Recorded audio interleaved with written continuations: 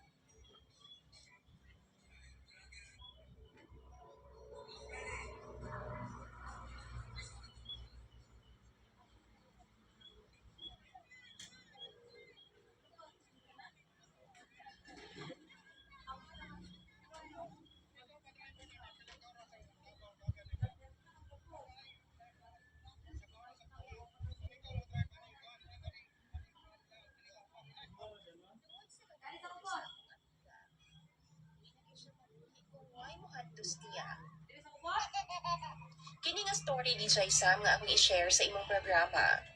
Bahin ni sa akong suod nga amiga. Itago na lang nato siya sa pangalang Jonah.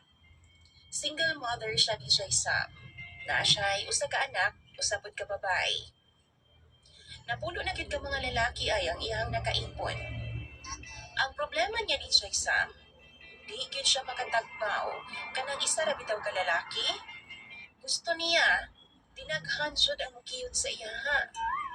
Matud ba niya no gusto daw niya dako pud og bunal di Jay Sam. Ganahan gyud daw siya. Kay di lagi daw siya matagbaw kung dili daw dako og bunal. Katong una niya nga kaipon di Jay Sam. Gibiyaan siya kay di man daw siya mapulaan.